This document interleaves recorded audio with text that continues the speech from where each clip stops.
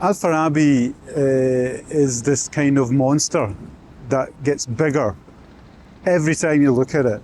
I first saw Al-Farabi in 2014, and I came here when I was the director with Gehl Architects, and as I did then and I do now, if I go to a new city, I want to cycle, I walk around it, but I want to cycle around it.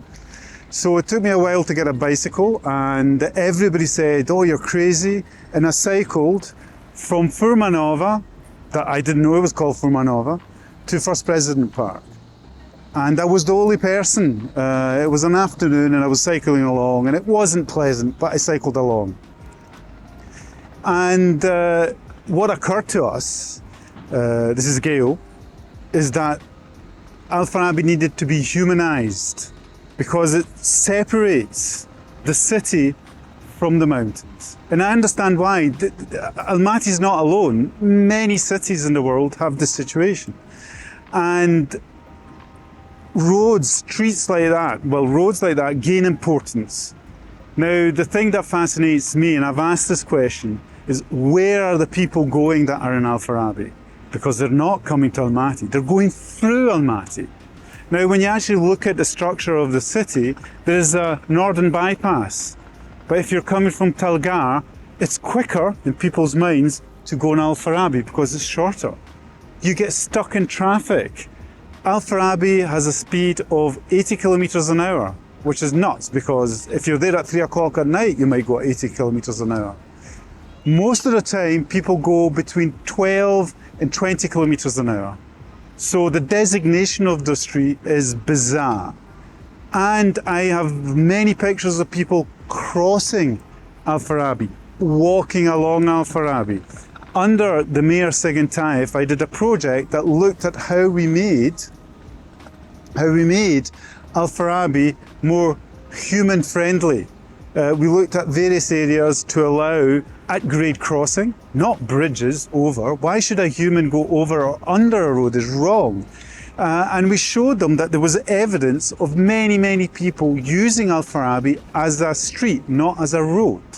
Now, there is a tension between vehicles and humans. Humans are very soft and gentle. Cars are much harder. So I'm still trying to get people in the city to understand that just now at each cross-section, really from Furmanova to probably Trampoline Road, there's policemen at rush hours. So they have human traffic lights.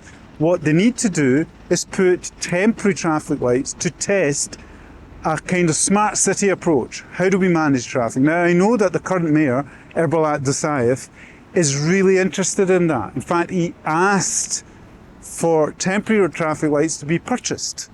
It hasn't happened yet. Now, below the mayor, and everybody likes to blame one man. It's easy, right? There's a big machine that's used to not changing what it does, and it takes time for that to happen. So an instruction has happened. Let's look at smart city technology, digitization, so that we can manage, like Moscow did, you know, and this city employed the deputy chief of transport in Moscow to work here, who I think is a very capable guy. He advises the mayor, and like me, he thinks that we should test how we could manage the situation in Al-Farabi to make it better for the drivers, but critically for the citizens, for the pedestrians, the school children, the older people. If you don't, it will just get bigger and bigger. Roads like Al-Farabi are like rivers. They erode their banks. They will just take everything over if you don't tame them.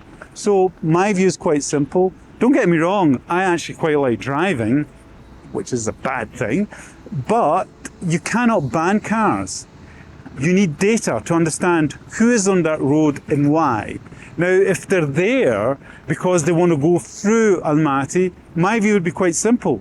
No, take the bypass. So you could actually say, we're going to congestion charge Al-Farabi, so that if you're coming into the city, you don't pay, but if you're going through the city, you pay.